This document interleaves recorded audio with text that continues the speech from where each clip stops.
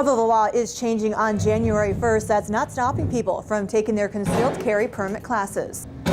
There's a lot happening here. I want to show you at home what's going on. Behind me, you see these power lines that are tilted. News 4's Lauren Pozen has been tracking the story all day and is live in Brentwood for us tonight with a closer look at how things are going. Lauren?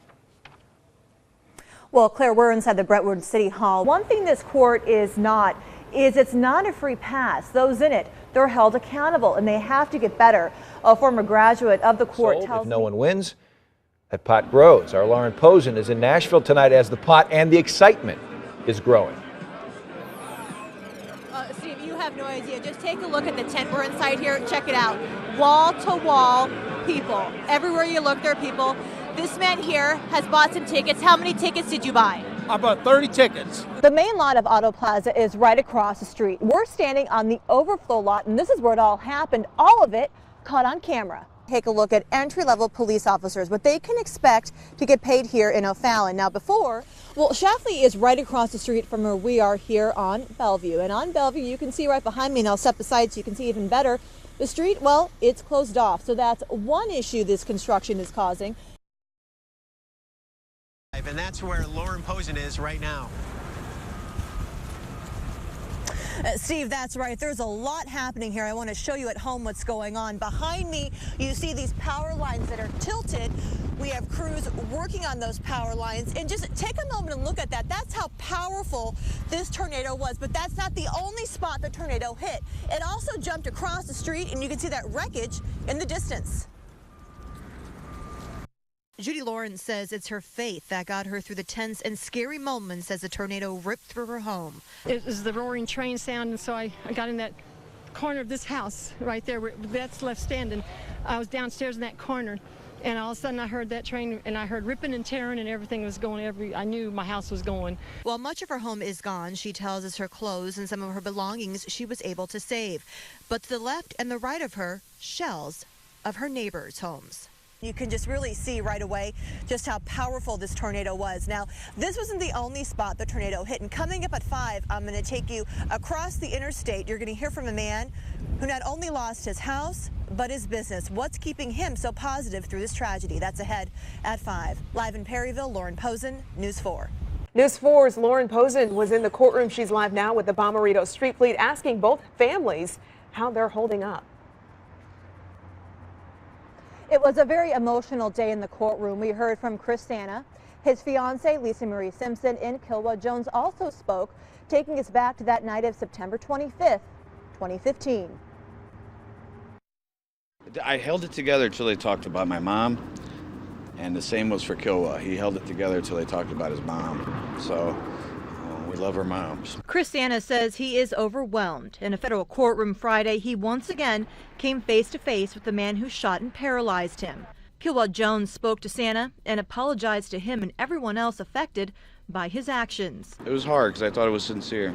It was hard. Santa's mother, Candace, echoed her son. I felt like it was very sincere. I think he is one of those poor young men that got off on the wrong path. From the Santa family to the Jones family, two families greatly affected. And that's just, you just can't even imagine that. He'll be 61 when he get out of jail. Jamila Allen says her brother was the glue that held their family together. She says he struggled with alcohol and abusing pills, but says he was a good man who made a very bad, life-changing decision. I love my brother, and that wasn't him, but he still did it. He recognized it wasn't right. Despite the actions of Jones, Santa says he is open to Jones writing to him from prison, but that's not all. He also says he would like to get in touch with Jones's son. Me and Lisa have thought maybe we could get a hold of Tiara and at some point in the future maybe take the kids to the park or go to their birthdays or something. In speaking with Santa's fiancee, Lisa Marie Simpson, she told me this has completely changed their lives and that this has become their new normal. Reporting live downtown, Lauren Pozen, News 4. Tonight, she's sharing her story only on News 4. Lauren Pozen is live with the Bommarito Street Fleet downtown where this all started last night. Yeah, Steve, that's right. This is where that woman drove to for safety outside the Walgreens here on Lafayette. Now, the woman didn't want her identity shown, but she was willing to share her story with us so this doesn't happen to anyone else. It's just insane. I think if I wouldn't have ducked the way I did, maybe one would have hit me. Wednesday night, 6:30. She says she was downtown heading in the area of South 14th Street and LaSalle. Well, I get the green light and I'm going to go ahead, and this guy who has a red light is going to turn, or he did turn right in front of me, and pretty close. I was pretty close to him, so that upset me, so I honked. That's when she says things escalated quickly. All of a sudden, I felt all this glass smash all over me. She says she slammed on her brakes. He put his car in reverse and went on the opposite side of the street, going in reverse, the wrong direction, and was shooting, I would say, at least 7 to 8 times at my car, and he had pretty good aim. Bullets went through her car door, one even hitting her headrest. And so I started bolting, towards that Walgreens, thinking, well, I don't know if I should try to go, down 44. I don't know if I should try to go home. I had glass in my eyes and in my mouth and all on the side of my face. She ended up at this Walgreens on Lafayette and called 911. There was a guardian angel of some kind that was watching over me. It's almost eerie, Now, one thing with this case, our witnesses, police are looking to speak to anyone who saw anything. So if you did, be sure to contact police. Reporting live in St. Louis, Lauren Pozen, News 4. 13, 14, 15, 17-year-olds.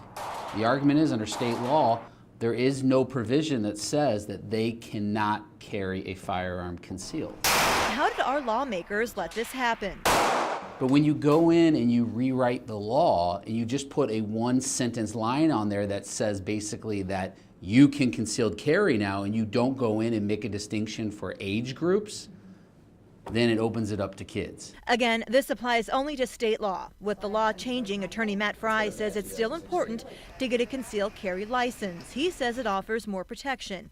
We found out many people are doing just that. Although the law is changing on January 1st, that's not stopping people from taking their concealed carry permit classes. At first, we saw a little dip in classes, where classes, we got like 2 or 3 seats open, no big deal. And then, come November, December, enrollment was back up and we were full every weekend, and it was like, what's going on here? Gun shop owner Aaron Tarlow says to him, this means one thing. Okay, hey, it's legal to carry a gun, so maybe they're not going to go get the permit, they're not going to go get the physical card, but they're saying, hey, I need to know what I'm doing.